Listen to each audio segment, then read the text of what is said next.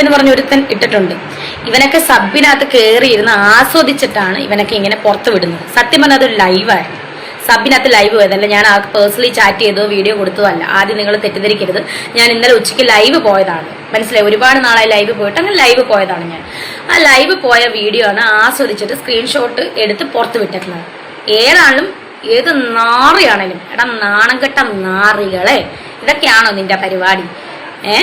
നാണമില്ലാത്ത നാറികളെ. എടാ എന്റെ ചുണ്ട് നിങ്ങൾ നോക്ക്, ഇത് കണ്ട ഈ ചുണ്ട് പൊട്ടിയിരിക്കണം. കുറച്ച് ദിവസമായിട്ട് എന്തോ കാലാവസ്ഥയുടെ പ്രശ്നമാണെന്ന് തോന്നുന്നു, ചുണ്ടെല്ലാം പൊട്ടിയിരിക്കുകയാണ്. അപ്പൊ ഞാൻ അതാണ് ലൈവിൽ വന്ന് കാണിച്ചു തന്നത്. നിങ്ങളുടെ ഇങ്ങനെ നമ്മുടെ ശൈത്യ രേണുസുധിയുടെ വീഡിയോ ലീക്കായെന്ന് പറഞ്ഞ ഒരുത്തൻ ഇട്ടിട്ടുണ്ട്.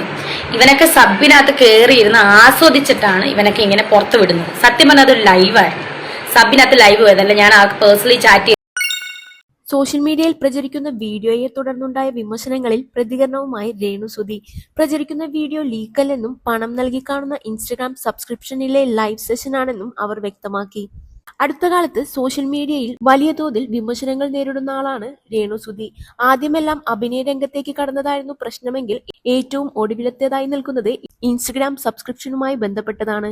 രേണുസുധിയുടെ വീഡിയോ ലീക്കായെന്ന തരത്തിൽ ഒരു വീഡിയോ ഇപ്പോൾ സോഷ്യൽ മീഡിയയിൽ പ്രചരിക്കുന്നുണ്ട്. നിരവധി യൂട്യൂബേഴ്സാണ് റിയാക്ഷൻ വീഡിയോകളുമായി രംഗത്തെത്തിയിരിക്കുന്നത്. ഇതിൽ രൂക്ഷ പ്രതികരണവുമായി രേണുസുധി തന്നെ ഇപ്പോൾ രംഗത്തെത്തിയിട്ടുമുണ്ട്. സോഷ്യൽ മീഡിയയിൽ പ്രചരിക്കുന്ന വീഡിയോ ലീക്കായതല്ലെന്നും ഇൻസ്റ്റഗ്രാം സബ്സ്ക്രിപ്ഷനിൽ ലൈവ് വന്നതാണെന്നും രേണുസുധി പറയുന്നു. സബ്സ്ക്രൈബേഴ്സിൽ ആരോ ആണ് വീഡിയോ പുറത്തുവിട്ടതെന്നും എല്ലാം കണ്ടാസ്വദിച്ച ശേഷമാണിതെന്നും രേണു കുറ്റപ്പെടുത്തുന്നു.